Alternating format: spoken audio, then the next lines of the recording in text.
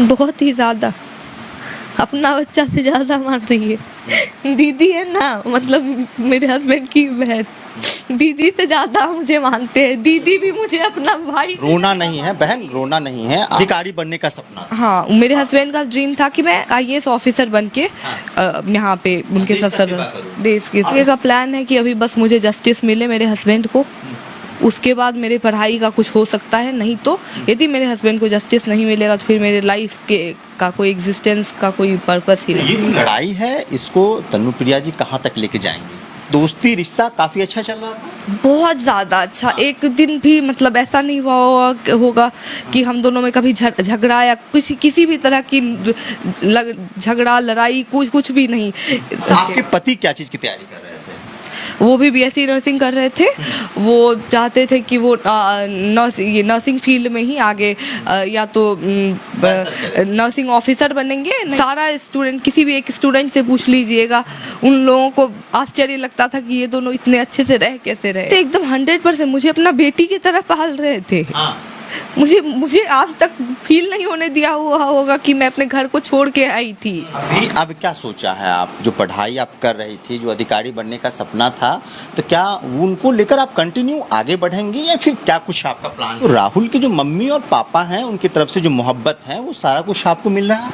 हाँ, मेरे हस्बैंड का ड्रीम था कि मैं आईएएस ऑफिसर बन के यहाँ पे उनके साथ देश के आपके पति क्या चीज की तैयारी कर रहे थे? वो भी बीएससी नर्सिंग कर रहे थे।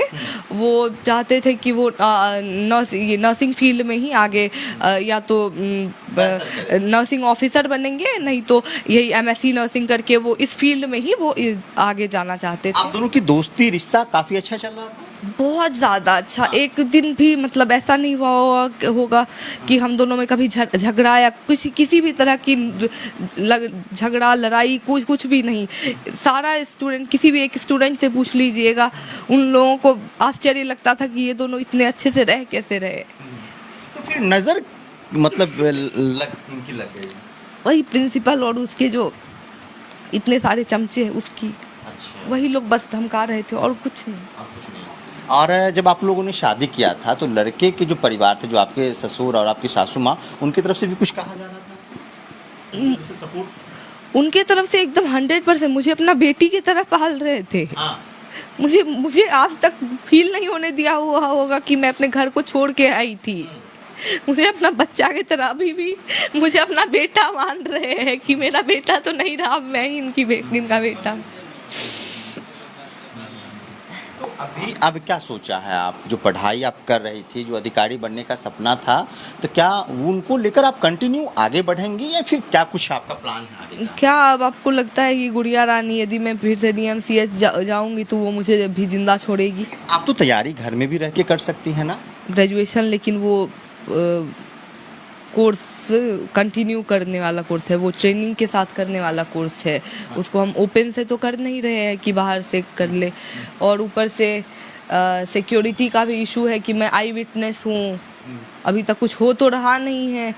अब वो लोग चाहेंगे कि आई विटनेस को भी एलिमिनेट कर दिया जाए। लेकिन क्या है आगे का प्लान आपका? मेरा आगे का प्लान है कि अभी बस मुझे जस्टिस मिले मेरे हस्बैंड को। उसके बाद मेरे पढ़ाई का कुछ हो सकता है, नहीं तो यदि मेरे हस्बैंड को जस्टिस नहीं मिलेगा तो फिर मेरे लाइफ का कोई एग्जिस्टेंस का कोई पर्पस ही नहीं है। अब तक कितने लोग आपके घर आ रहे हैं, आपके परिवार से मिल रहे हैं और आपसे बातचीत हो रहे हैं? बहुत सारे लोग। क्या आश्वासन मिल रहा है आपकी तरफ से? यही कि वो लोग अपने तरफ से हर संभव प्रयास करेंगे, सांत्वना दी जा रही है। तो ये जो लड़ाई है इसको तनुप्रिया जी कहाँ तक लेके जाएंगी? जब तक मेरे हस्बैंड के कातिलों को और उन कातिलों को उकसाने वाले को, जो पूरा षड्यंत्र रचने वाली है, जो पूरा कॉलेज प्रशासन है उसको, और भी जो लोग उनको हथियार प्रोवाइड करने से लेकर के जितने भी लोग इसमें कॉन्स्पिरेटर है, सबको जब तक उसके अंतिम हाशिए तक, जब तक उनको सजा नहीं दिलवा देती हूँ, तब तक मैं अपना आगे कुछ फ्यूचर नहीं देख रही। कम से कम कैपिटल पनिशमेंट उन तीनों को, कैपिटल पनिशमेंट तो छोड़िए, पहले पकड़ा तो जाए। अश्विनी वत्स, अविनीश वत्स, गुंजन कुमारी, ये सब तो अभी फरार है। और गुड़िया रानी वो सब तो, वो तो अभी पोस्ट पे बैठी हुई है। कैसे? वो तो अभी बच्चा सबको आने ही नहीं दे रही है कॉलेज की, उसका बयान सब रिकॉर्ड हो सके। वो तो अभी भी इंटरवीन कर रही है। वो तो प्रिया जी सरकार से क्या मांग करती है इस घटना को लेकर? सरकार से मांग है कि जल्दी से स्पीडी ट्रायल करवाए, सीबीआई जांच के द्वारा और भी जितने आरोपी है उस सबकी तहकीकात हो, पता करे, इन्वेस्टिगेट करे और आरोपी सबको पकड़ के लाया जाए। जिस घर में रह रही है ये राहुल जी का घर है, जो आपके पति थे, अब वो इस दुनिया में नहीं है, तो राहुल के जो मम्मी और पापा हैं उनकी तरफ से जो मोहब्बत है वो सारा कुछ आपको मिल रहा है? बहुत ही ज़्यादा, अपना बच्चा से ज़्यादा मान रही है। दीदी है ना, मतलब मेरे हस्बैंड की बहन, दीदी से ज़्यादा मुझे मानते हैं। दीदी भी मुझे अपना भाई। रोना नहीं है बहन, रोना नहीं है। आप इस वक्त काफ़ी जो आपके हालात है वो देखने लायक नहीं है, लेकिन मैंने घर इसलिए पहुंचा था कि आपके हालातों को समझा जाए। जो लोग आ रहे हैं वो तो आश्वासन दे रहे हैं, लेकिन आप बता रहे हैं कि अब तक जो मुजरिम है वो पकड़ाया नहीं है। नहीं पकड़ाया है, सब फरार है और ढूंढा भी नहीं जा रहा है उन लोगों को। और कुछ कहना चाहती है जो हमारे दर्शक देख रहे हैं? जातिवाद जब तक इस देश से खत्म नहीं होगा तब तक ना जाने कितनी मौतें होती रहेगी, और ये सरकार तो ऐसे ही मूक दर्शक बन के बैठी रहेगी, कुछ करेगी तो नहीं ही। जस्टिस तो मिल ही नहीं रहा है। Justice delayed is justice denied, but I am not even getting the justice. The criminals are not even caught yet. I am not able to speak. ठीक है, शुक्रिया। ठीक है। देखिए तन्नू प्रिया जी इस वक्त बातचीत कर रही थी, और जो इनकी घटना है वो अपने आप में हैरान और परेशान कर देने वाला है।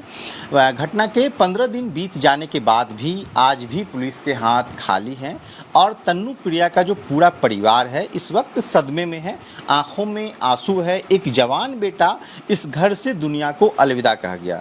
उनकी जो प्रेमिका है, उनकी जो पत्नी है, आंखों में आंसू है, और ये सरकार से गुहार लगा रही है कि सरकार इस घटना को जिसने भी अंजाम दिया उस पर कानूनी कार्रवाई हो, उसे सज़ा मिले, ताकि कोई भी व्यक्ति इस तरह की घटना को अंजाम देने से 1000 बार सोचे। बाकी हम बिहार में हैं, सुपौल है, ये घटना यहीं की थी। आप सभी का बहुत बहुत शुक्रिया, धन्यवाद।